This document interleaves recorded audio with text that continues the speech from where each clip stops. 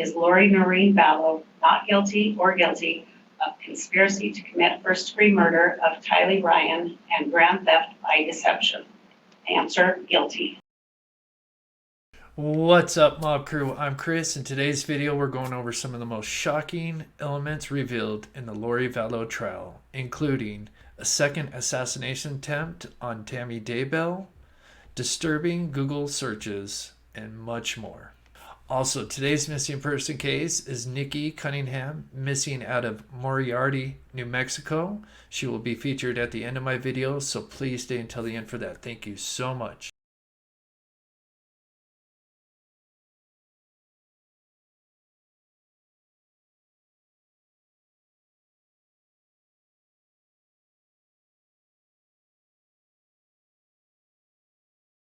As the Lori Vallow trial ends with a guilty verdict on all counts, which are pictured here, this trial definitely had some shocking moments where new evidence and testimony never heard before had been released. So in today's video, we're going to go over some of the most shocking details that were revealed in this case. Tammy Daybell's autopsy and second assassination attempt. One of the most shocking moments in this trial was when we learned how Tammy Daybell's cause of death was ruled as a homicide due to asphyxiation. The last person to be by her side was her own husband, Chad Daybell, who is now considered the person responsible and being charged with her homicide.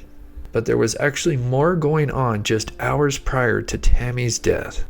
On October 18th, Alex Cox, Lori's brother, known as the family hitman, had actually just gotten a new number, a burner phone most likely, that he activated that day. And there was a lot of communication going on between Lori, Chad, and Alex.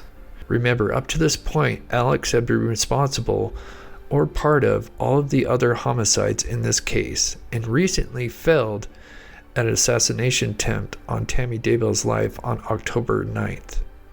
So it seemed like there was actually another assassination attempt that may have been planned on October 18th.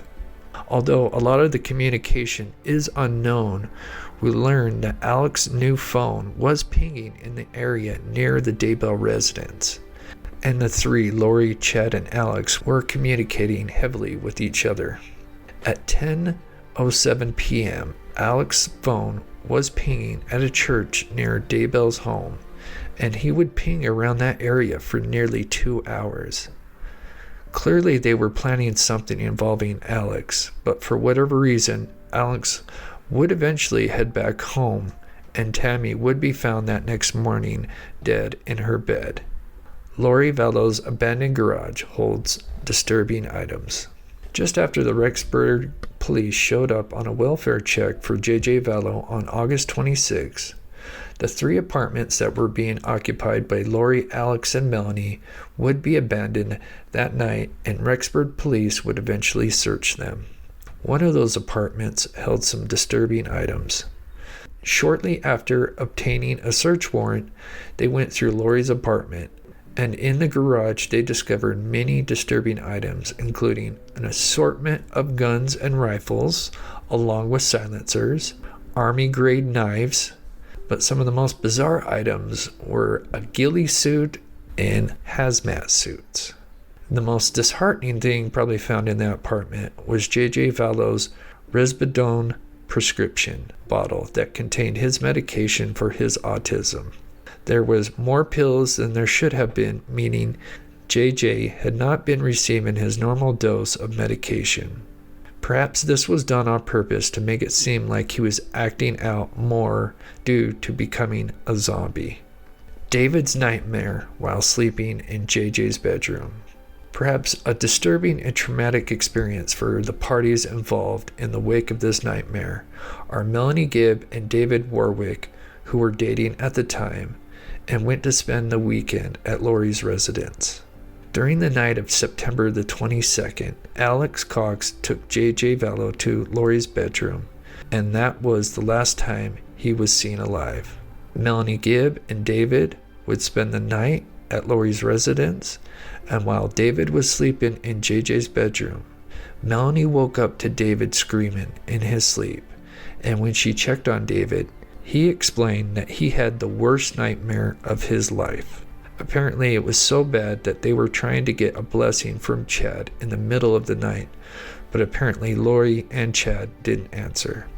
This is absolutely shocking to hear that the same night that poor JJ's life was taken, someone sleeping in his bedroom had the worst nightmare of his life. Some speculate that maybe David could have heard something that night, and there could be more to this story. Apparently, David actually wanted to see little JJ that next morning to give him a blessing, but wasn't allowed to see JJ. Finding the remains. Since this was very traumatic and disturbing to hear, we are not going to get into specifics about the condition of JJ and Tylee's remains, just to note that this was the most shocking part of the trial.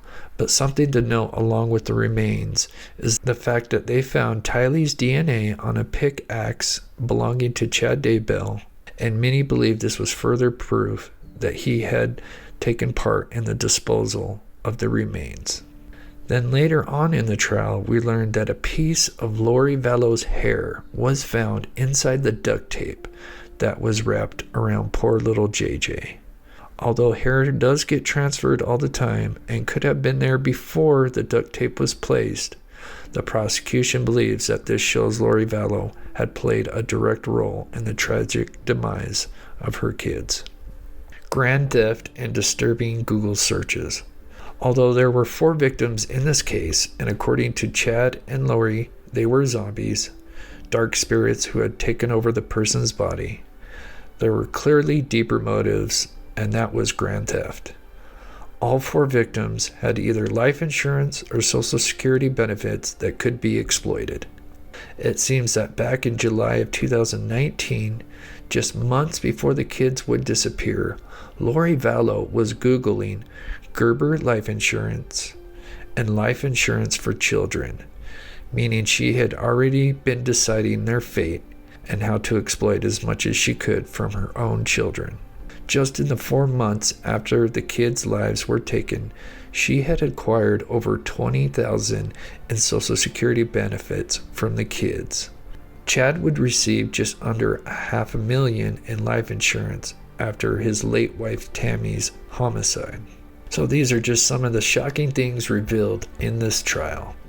But when will we hear about her sentencing?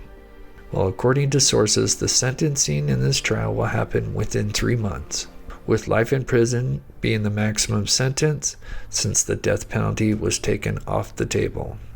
Please let me know your thoughts down in the comments below. If you're new to the channel, please subscribe. Please leave a like on your way out. Also, today's missing person is Nikki Cunningham, last seen on May 6 in Moriarty, New Mexico. Last seen driving a black Jeep Wrangler with Tennessee license plates. She could be in the area of New Mexico, Arizona, or California. And thank you so much for watching.